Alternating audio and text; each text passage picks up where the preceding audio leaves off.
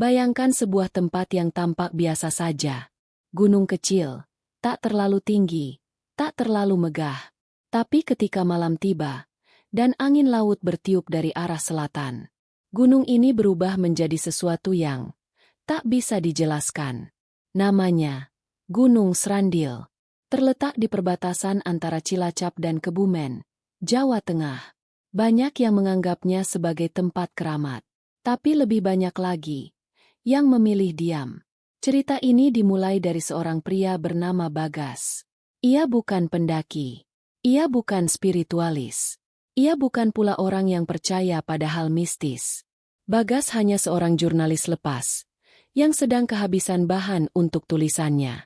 Ia mendengar dari temannya tentang banyaknya kisah aneh di Gunung Srandil. Orang yang menghilang, suara gamelan tengah malam, dan pertapaan yang tak pernah sepi. Satu kalimat temannya yang membuat Bagas tertarik. Kalau kamu ke Srandil tengah malam dan hati kamu gak bersih, kamu gak akan pulang. Bagas menertawakan kalimat itu. Baginya, itu cuma mitos lama. Tapi justru karena itu, ia tertarik untuk membuktikan sebaliknya. Ia memutuskan untuk ke sana. Sendirian. Malam Jumat Kliwon. Perjalanan menuju kaki gunung tak sulit. Ada jalan setapak yang bisa dilalui motor. Bagas membawa kamera, senter, dan alat perekam suara. Dia ingin mendokumentasikan suasana malam Gunung Srandil. Berpikir, mungkin ini bisa jadi konten viral. Tapi semakin dekat ke atas, suasana berubah. Angin berhenti bertiup. Pepohonan seperti tak bergerak. Dan sunyi, sangat sunyi. Tak ada suara jangkrik. Tak ada suara burung malam. Hanya detak jantungnya sendiri yang terdengar. Lalu, dari balik semak-semak, terdengar suara langkah. Perlahan, teratur.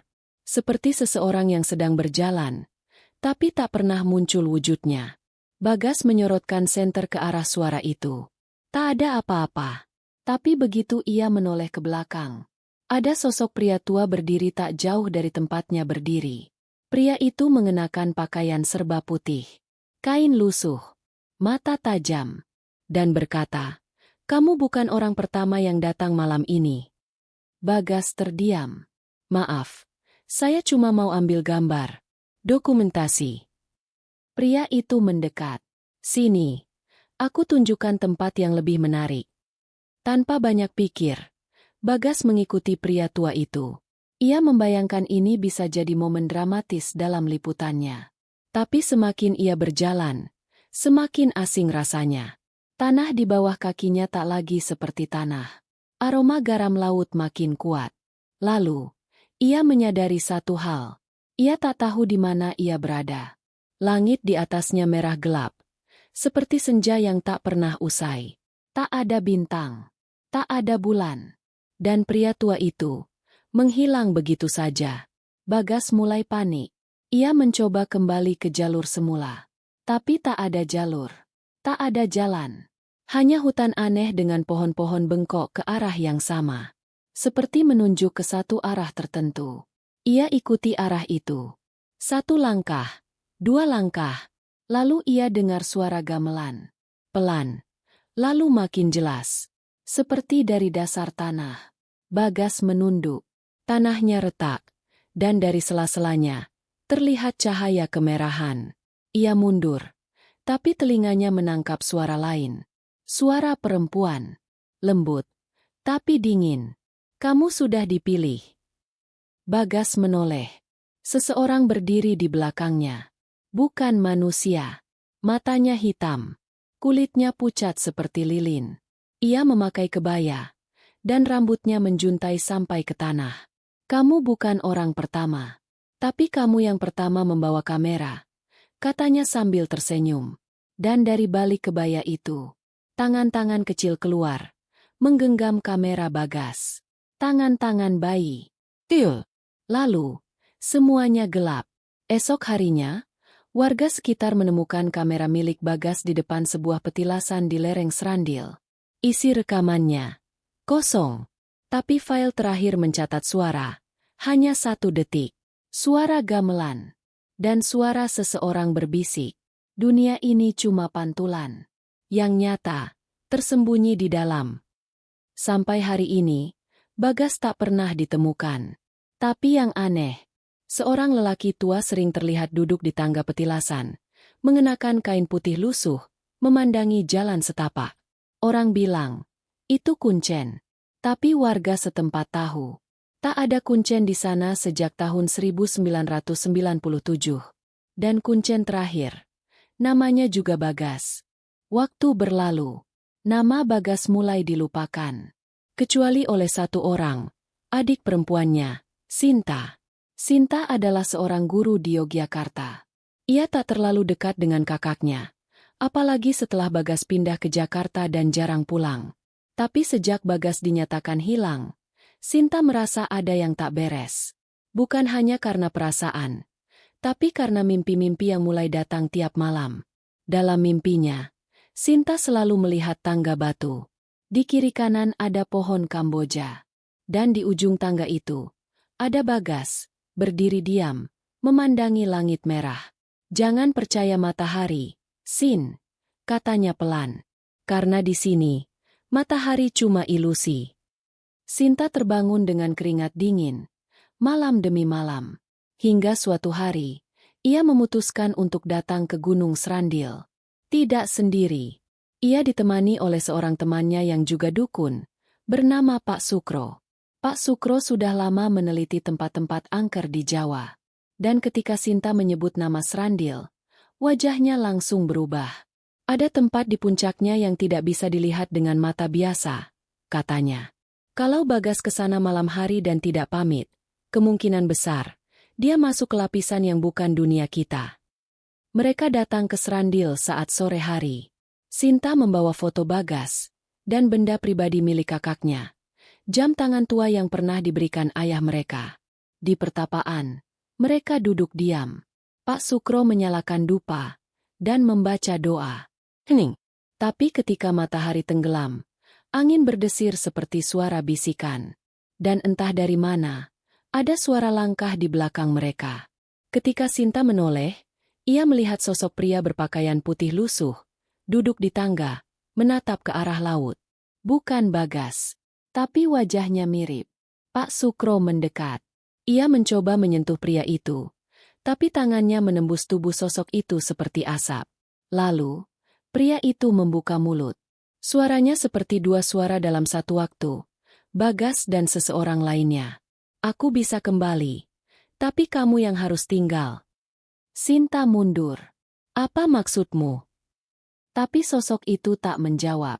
Ia hanya berdiri dan melangkah ke arah semak-semak, dan menghilang. Pak Sukro menoleh ke Sinta. Dia masih terikat di antara dua dunia. Tapi seseorang harus menggantikan tempatnya. Sinta menolak. Tapi sejak malam itu, hidupnya berubah. Bayangan-bayangan Bagas selalu muncul di cermin. Suara gamelan terdengar saat ia sedang sendirian.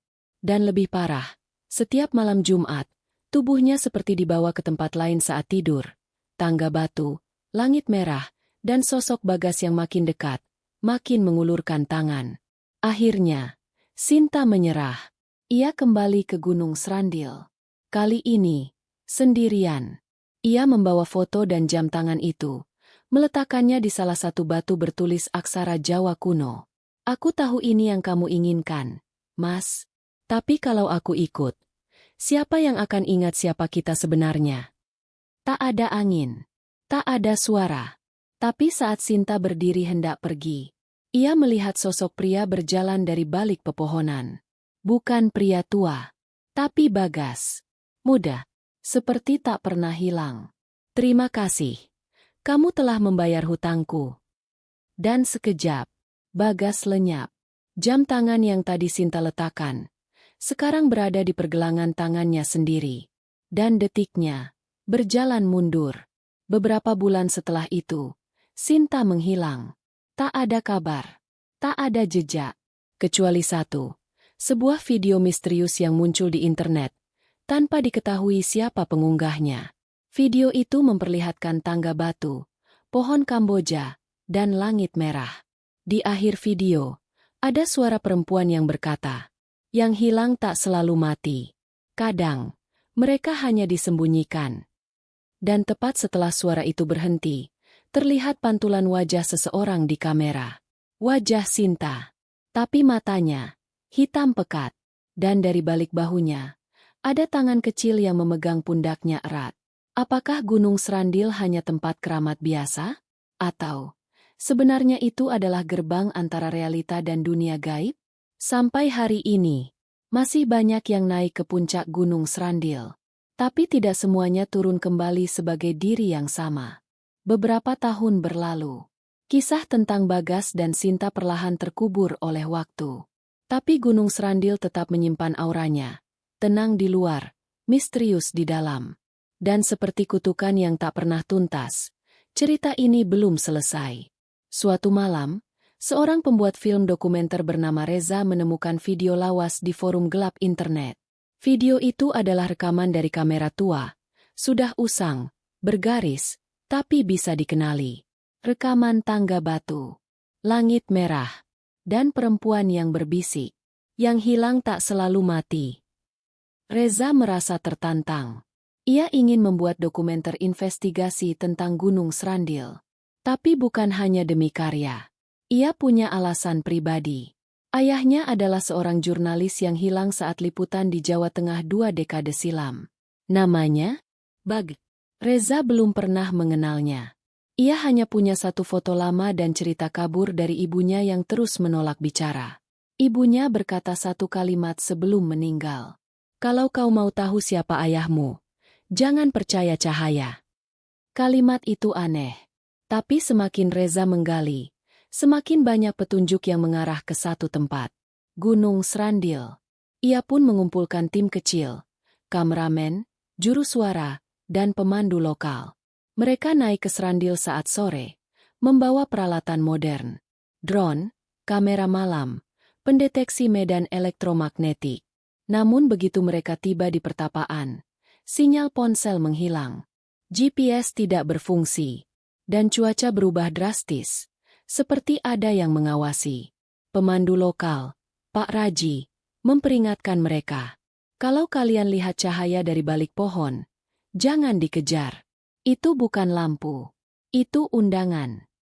Tapi malam itu, salah satu kru, Tony, melihat cahaya putih kecil di kejauhan. Ia mengejarnya. Dan tak pernah kembali. Mereka mencarinya sampai pagi. Yang mereka temukan hanyalah sepatunya, diletakkan rapi di atas batu. Dan simbol aneh tergurat di tanah di sekitarnya. Lingkaran dengan 3 garis memotong tengahnya. Simbol itu sama persis dengan coretan yang ditemukan di buku harian Bagas yang Reza temukan di gudang tua rumah ibunya. Reza mulai menyadari sesuatu. Ini bukan sekadar kisah hilangnya orang. Ini adalah siklus. Siklus yang dimulai dari seseorang yang melanggar batas. Dan malam kedua di Srandil, semuanya memuncak. Reza tak bisa tidur, duduk sendiri di pelataran batu. Lalu, terdengar suara. Bukan dari alat komunikasi, bukan dari angin, tapi dari dalam pikirannya. Kau akhirnya datang. Anak yang dibayar dengan waktu. Reza berdiri. Di depannya, muncul siluet pria berpakaian putih. Mirip seperti dalam video-video lawas. Tapi wajahnya kini lebih jelas. Wajah itu mirip dirinya. Siapa kamu? Tanya Reza. Aku adalah kau.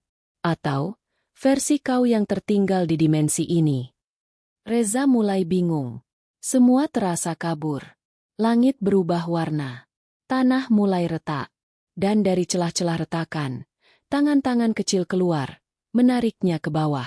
Tapi Reza melawan. Ia menarik kamera, menyorot wajah pria itu, lalu berteriak. Kalau kau aku, tunjukkan siapa ibuku. Siluet itu terdiam. Lalu, dari balik bayangan, muncul sosok perempuan berbaju kebaya. Sinta. Tapi wajahnya bukan seperti di foto lawas. Wajahnya kini muda. Dan matanya tidak kosong. Ia berkata, waktu di sini tidak seperti di duniamu. Di sini, 1 jam bisa jadi 20 tahun. Reza menangis. Ibu. Sinta mendekat. Kalau kamu pulang, semua ini akan hilang. Cerita kami akan terkubur. Kamu siap? Reza mengangguk. Dan untuk sesaat, semua menjadi putih. Keesokan paginya, warga menemukan kamera modern di pelataran Gunung Srandil. Tak ada orang, tak ada jejak, tapi file terakhir dalam kamera itu berjudul Srandil, di antara dunia dan waktu. Isi video itu membingungkan. Potongan-potongan rekaman dari berbagai zaman. Bagas tahun 90-an. Sinta awal 2000-an. Reza, hari itu juga. 3 generasi, 3 wajah, dalam satu tempat. Sampai hari ini, tak ada yang bisa menjelaskan bagaimana itu mungkin. Tapi satu pesan tertulis di akhir video, dengan huruf yang seolah ditulis dengan darah. Jika kamu menonton ini, tolong ingat kami. Karena lupa adalah kematian sejati. Dan tepat setelah pesan itu muncul, layar berubah hitam. Tapi tak benar-benar gelap. Jika diperhatikan lebih dalam, ada satu titik putih kecil di tengah layar, yang perlahan-lahan bergerak mendekat. Cahaya itu, undangan baru. Siapkah kamu? Karena Srandil tak pernah tidur. Ia hanya menunggu nama baru untuk dipanggil.